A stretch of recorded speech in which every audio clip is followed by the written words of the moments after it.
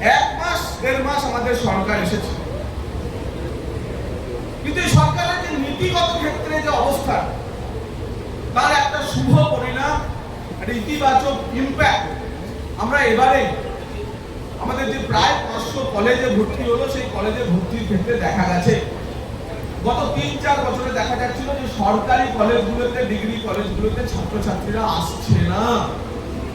এই প্রথম গতবারের তুলনায় এবার 20% অতিরিক্ত ছাত্রছাত্রী সরকারি কলেজে ভর্তি হয়েছে, যা একটা আশার কথা।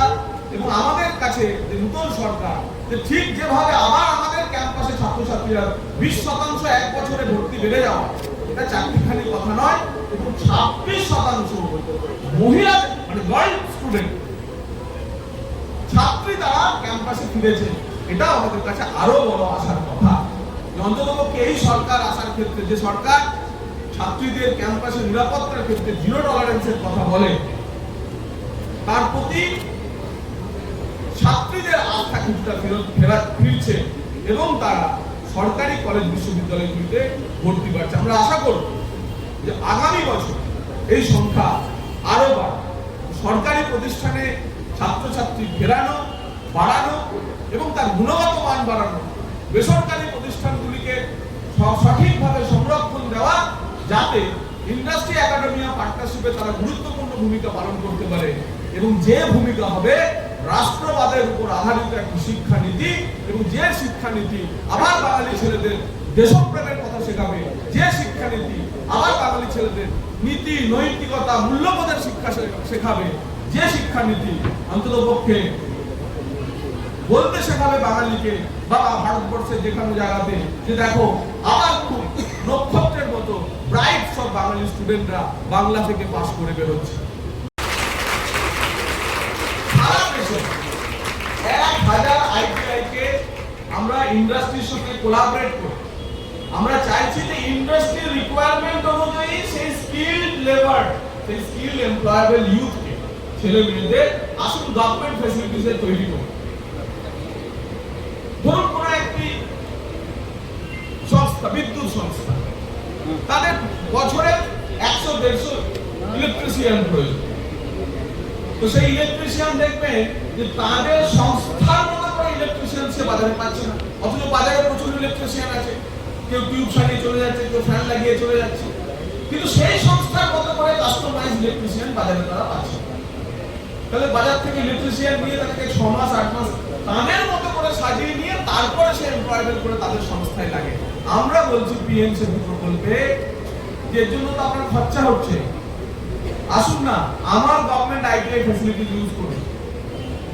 আমি 50-60% খরচা আপনি বেয়ার করব, আমার ইনফ্রাস্ট্রাকচার, আমার ফ্যাকাল্টি নিন, কিন্তু আপনার যেমন ইলেকট্রিশিয়ান লাগবে সেইভাবে কাস্টমাইজ কোর্স ডিজাইন করুন, সেই কোর্স পড়াতে আসুন।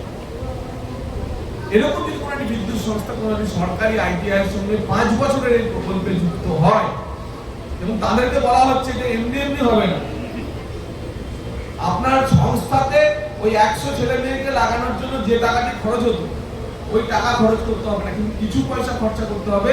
সরকার 50-60% টাকা খরচা করলো, বাকি টাকাটা আপনাকে এখানেই ঢালতে হবে। কারণ আপনি যদি নিজে গুড় না ঢালে, তাহলে তার মিষ্টতাটা নিজেও অনুভব করতে পারবে।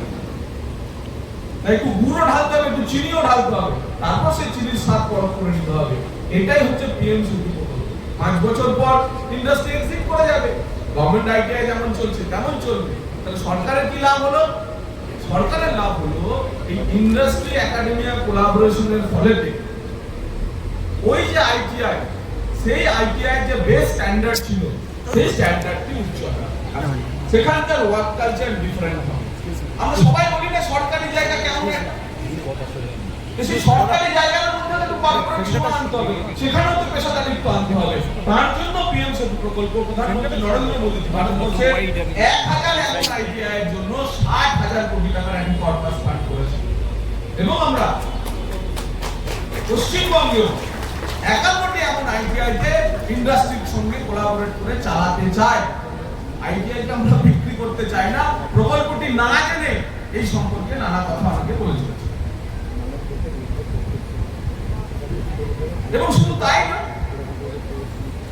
আজকে আমাদের পশ্চিমবঙ্গে যে পরিমাণ বিভিন্ন ক্ষেত্রে ইন্ডাস্ট্রিয়াল সেক্টরে লোকজন যারা প্রয়োজন আছে, কর্মদক্ষ যুবক যুবতীকে তৈরি করার প্রয়োজন আছে, তার ভীষণ রকমের অভাব।